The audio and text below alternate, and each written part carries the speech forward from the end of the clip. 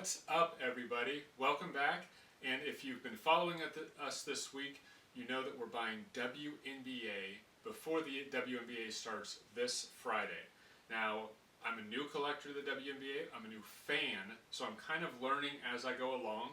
I'm going to put two links in the description. One for the Caitlin Clark video that we did 2 days ago, and yesterday I was buying Angel Reese NFTs.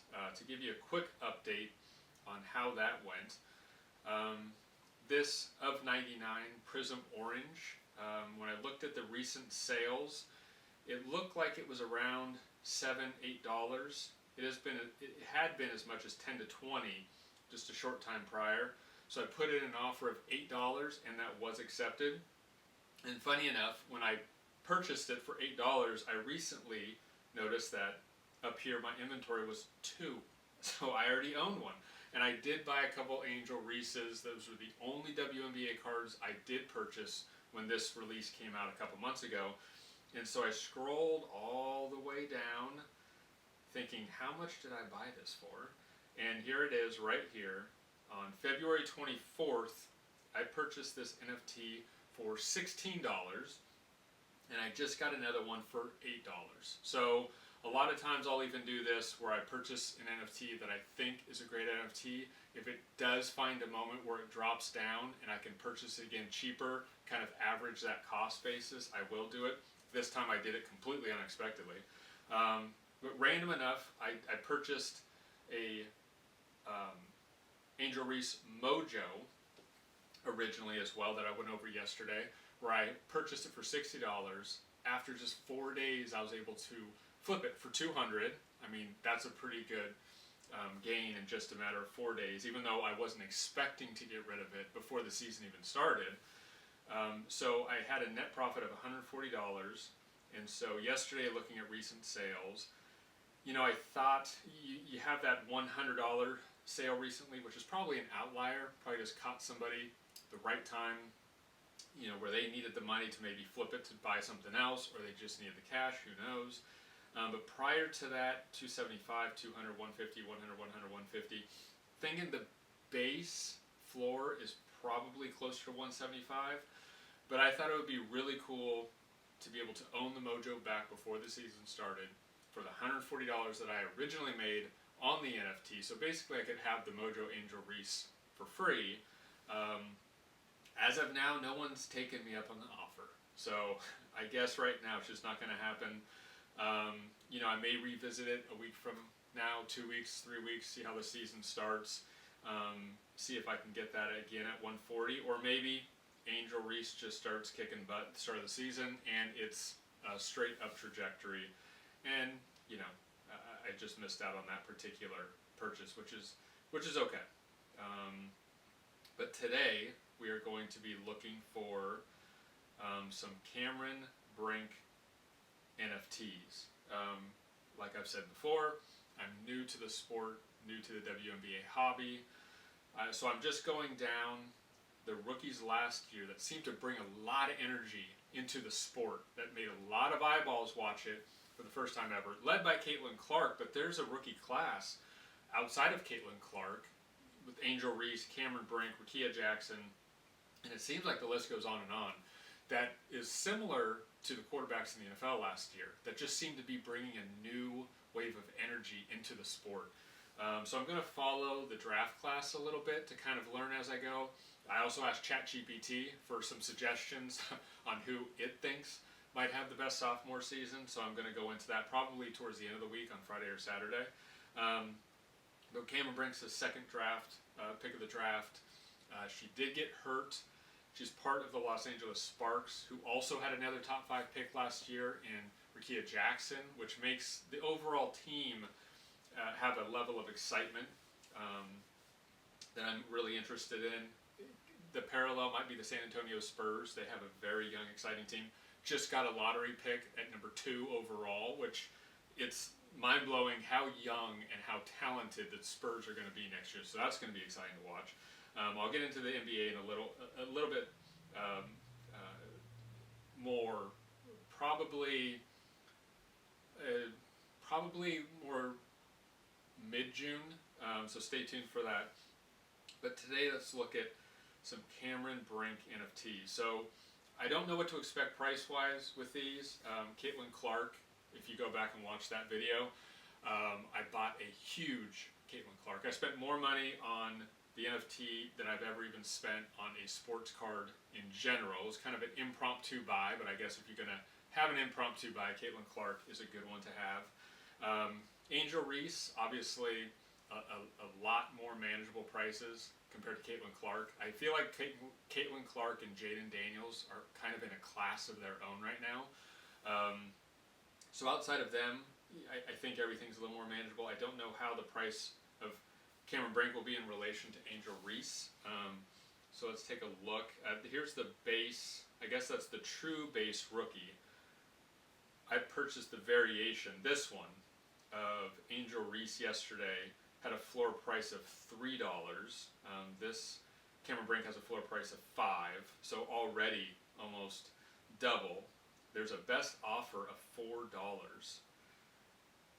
and they are micromanaging it down to specific numbers, 15 to 20 or 10 to 11.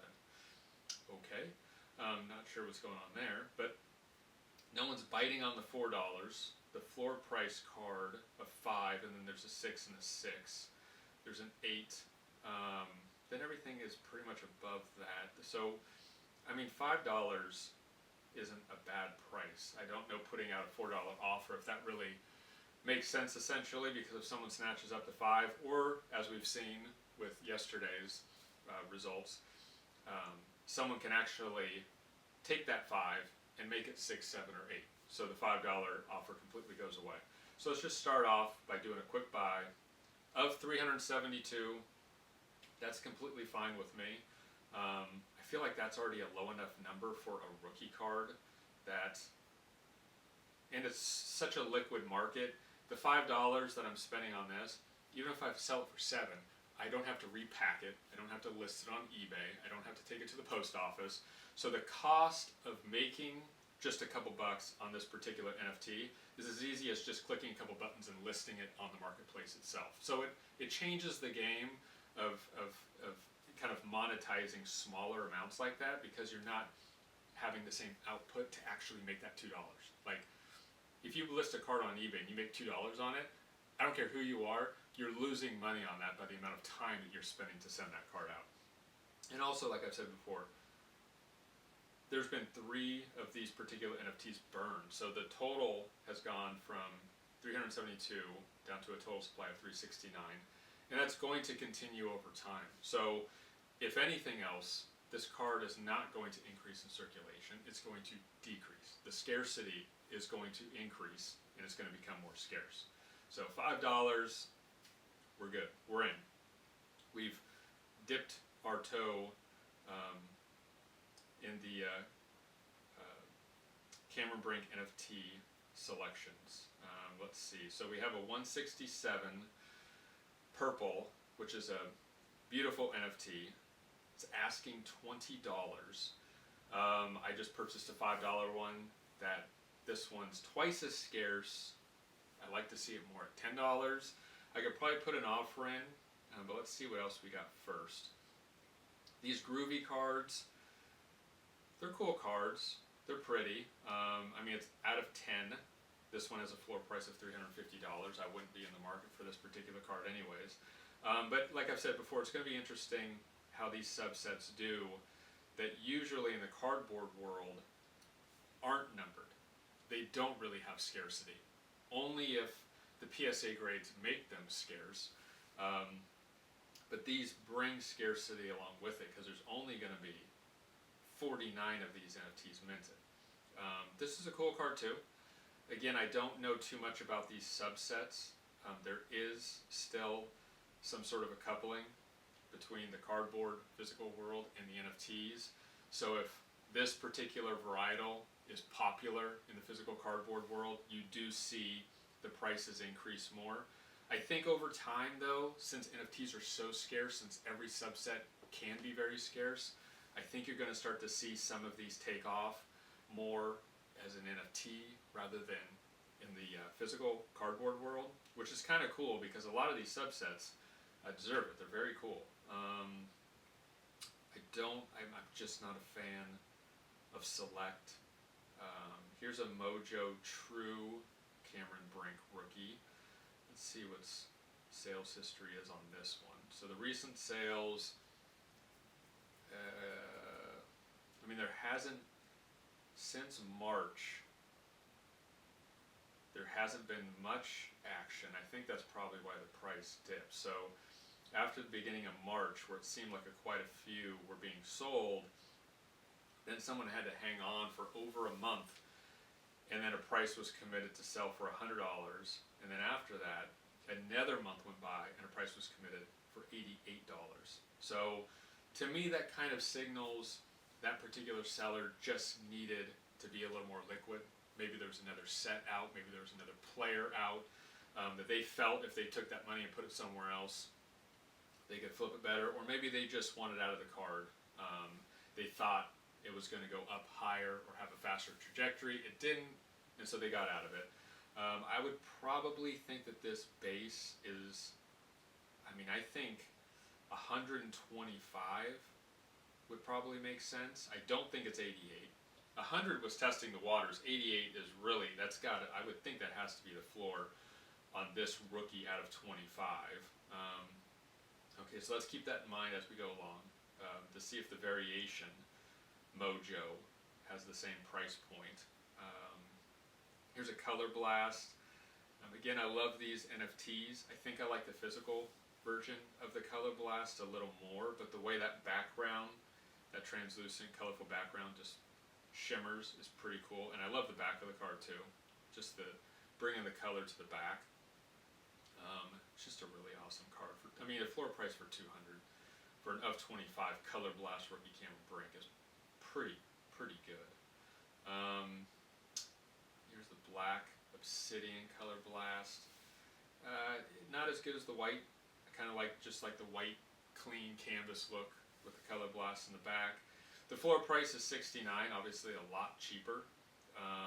So maybe it doesn't pass the eye test with the average collector as well. Here's the of 99 orange, which is my favorite WNBA variation. I do like the orange. This has a floor price of $16. Recent sales, wow. Recent sales, $37, $39, $27, $20, $19. The floor price is actually cheaper than the last price, albeit 3 weeks ago. But the card's $16, and then the next up is $20, $24, $22. That's not bad. If they're offering $16, they might be wanting to sell it for even cheaper. Let's see. I'm going to make an offer on this one for $14. Let's see if there's a new floor at $14. I think he really wants $16 out of it. He probably wanted a quick sell, but if $14 pops up, he might be willing to let it go. And then the next floor price up is $20. And so if Cameron Brink starts the season hot, or even the Sparks in general start the season hot, then 20 might become the new floor very fast. So that would be an easy 25, 50% pop on that. So let's see if we can get 14 for that. Even though 16 is good, if I lose it, or sometimes what happens is that particular seller has had this NFT on the market, as we've seen, for 3 weeks. He forgot that he even has it listed for 16. The market of listings has gone above that, and so when he looks at this like, oh, I'm being offered 14, I have it at 16, oh, but everyone else is at 20, 24, he could relist it for 20. Be like, oops, thanks for letting me know I had that at 16. So I do advise, if you do see an NFT like that, where the price makes sense immediately, if it's something you really want, don't try to save $2.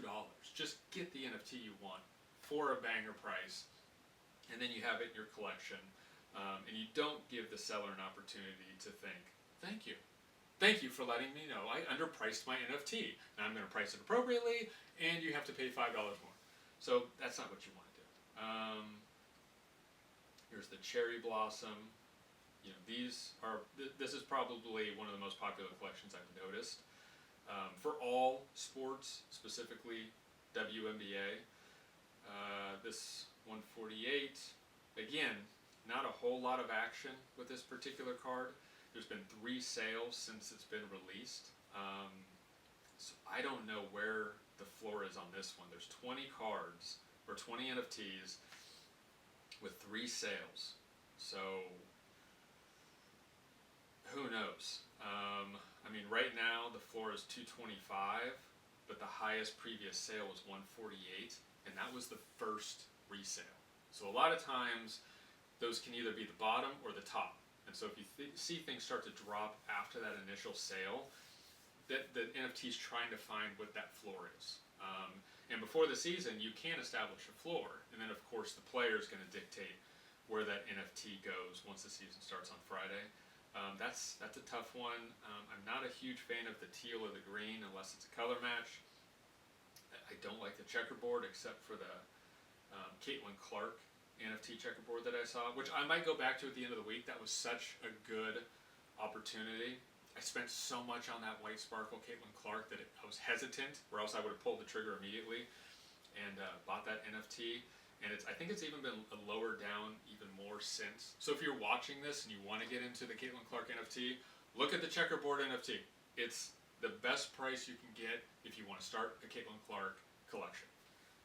If it's still around later this week, based on how the next couple days goes purchasing NFTs, I might have to go back to it. Here's the same white sparkle. This is this white sparkle variation rookie. It's the same Caitlin Clark I purchased for $1,750. There's a floor price of the camera Brink for $1,500. But see, the recent sales is $150 and $300. So, of 8 cards, where's the floor? I mean, I wouldn't even know. I think 150 is a little low. That's got to be an outlier. I would think the floor is probably closer to 250. The one for 1,500 is a special, number 1 serial number. That one's tough to touch. And a lot of times when you get down to the of 8s or like the gold of 10s, they're with collectors. They're not really with flippers. So trying to get a price after the card has been sold once over is going to be tougher to do, because when you buy one of these, you're buying it to collect it. If you're buying it to flip it, you're taking a big gamble, I would say, because you're putting a lot of money into one particular player, into one particular NFT, and so if that goes down, you're kind of going down with the ship. So with these, once they've been sold, see the gold has been sold over pretty well. That's when you really start to establish a floor, and you can really start to make a better educated guess of where the NFT is right now and where you think it could go. This particular one was hot when the product came out in February. I mean, it was selling like hotcakes. Went all the way up, went 300 down to 200, back up to over 300, got up to 500, and now the current floor is 1,100. So what happens is that since those cards have been flipped, and they aren't just from pack rippers, that $500 that previous sale has, or the even previous recent sales in the high 300s, that's kind of the floor. So if you're going to get that NFT out of that collector's hands, you're going to have to offer usually a good amount, unless the person really wants out. And you'll notice that people do try to fish at lower prices, just looking for the moment that someone who wants one of these, they just catch them at the right time, and they're like, you know what, I'll take the $200 because I want to put it over here in a Victor Wembanyama. Who knows? But it's usually fighting an uphill battle when it comes to that. But that's a beautiful card. I do, in the NBA and WNBA, do like the rookie variation cards better than the actual rookie. So those are too rich for my blood, probably. These are interesting. The blank slates. I don't think they get the credit they deserve a lot, I guess. Let me look over at this one. Yeah. So what you can also do is up here, where I'm clicking up top with the little eye, it shows unique users who viewed. So a lot of times this is a good indicator on how popular a particular collection is. So this particular card has 512 unique views, whereas let's say let's go to the Cherry Blossom, has 143. So in all reality, for whatever reason with Cameron Brink, which isn't normally the case, that blank slate has garnered a lot more attention than the true rookie Cherry Blossom. Maybe the variation, here's the standard rookie variation, has at 895. So when it comes to being liquid or having the opportunity to basically make the NFT liquid if you need to, you might want to take a look at this number because that's going to let you know how many people are viewing it, have viewed it, and potentially will in the future. So you might have an NFT that if you did want to get out of it, would be easy to do, whereas one that's not being viewed that much, whether it doesn't have the scarcity or the eye appeal or what have you, you might have to hang on to that a little longer, or you might have to go through, like I said, the wave of the NFTs where these subsets start to take hold a little more than they do in the physical world, which I think they will, but you might have to hang in there and wait for that. So if you want to collect it more, it might be a really good opportunity to buy these because you probably get them at a low price compared to what they'll be maybe in a year or two. This F49 teal actually looks pretty good. I don't know if it's the color match with the jersey. The floor price $59, the next up 75, and then we just take a serious jump after that. It's kind of good sometimes too to see that not a lot of NFTs are being listed, because that shows they're in the hands of a collector. When that happens, that, to me at least, it signals that there might be better price protection. There might not be those outliers that will kind of bring that floor price down, and then you have to start back up again. And if that happens, that's fine. It just takes a little more time. But with this, recent sales, 75, 50, 52, 40. I mean, everything in the past 2 months has been $50 plus, and the floor is $59. Best offer $30. That's not bad. I might come back to that card. I like that option. Here's the Cherry Blossom. Again, only 218 views, not that many. Surprise. A lot of times these are some of the more popular cards, but maybe with the price point and how fast these cards went up, maybe it turned some people off of purchasing them. That's, again, it's going to turn me off at this moment in time at least. That's a little too much. The Mojo, I do love the Mojo card. Try to get my Angel Reese Mojo NFT back for 140. Could have an opportunity to get this one for 140. I don't know if Cameron Brink is going to be have better opportunities than Angel Reese this year, but let's see what the recent sales are. 120, 140, 151. Yeah, I think 140 looks to be right where you should be with this particular card. Maybe that's a good one. I do like the Mojo. Maybe I go 180. Yeah, the Cherry Blossom with the floor price of 322. I don't think 140 is going to be an option with this one. 132. But again, I mean, look at this. It's the same seller. Sold it $200 on the 20th, and then sold another one 3 days later to the same buyer for $132. The same buyer bought another one for $160. Well, Vids has been collecting this chair. He might own them all. Get 1, 2, 3, 4, 5, 6. I mean, it doesn't even matter the price. He's just been buying them, anywhere from $269 to all the way down to $132. So I guess your fate on the price of this NFT lies in the hands of Vids. Interesting. All right. Well, maybe we'll make an offer on both, 140 each. See who takes. See if both take. I think 140 is probably a pretty good price with both of those. What happens? How does Cameron Brink perform this year? Who knows?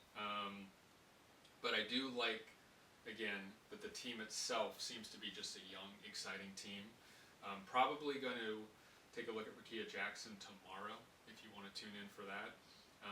But yeah, after searching everything, I think it doesn't look like I'm going to be able to pull off the Angel Reese for 140 Mojo. Let's see if we can pull off the 140 with Cameron Brink.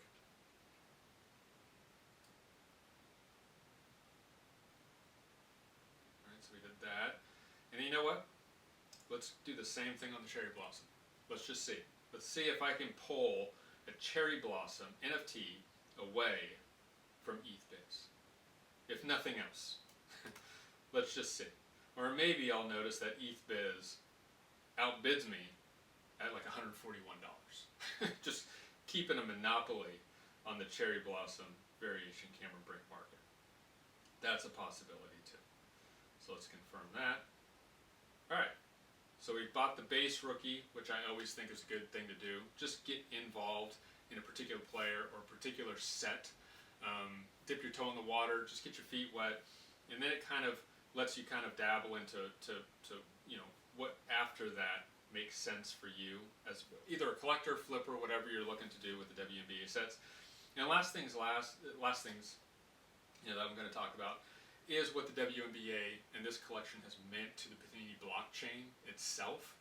I know with NFTs in general, with crypto, everything, there was about a 12 to 18 month period where things were going down, which I think happens with everything new. But what happened with this specifically is if you go back and look month over month of the total amount of sales that was experienced in the Panini blockchain, everything was around to be honest, for almost a year and a half, it was like under $1 million a month. Which, hey, anything is good, because I do think, if you get in now, regardless of what is going on, this is going to be one of the floors in the coming years for this NFT marketplace, and hopefully other NFT marketplaces when it comes to sports cards, TCG, Pokemon, all of it. I'm interested in it all. I'm going to cover it all, so subscribe, comment, stay tuned, click like, do everything, be involved in the community. But in February of this year, when this set was released, the monthly sales bumped to $3 million, which is huge compared to under $1 million. So we're talking, the WNBA took this collector's set, or took the whole blockchain up threefold in 1 month.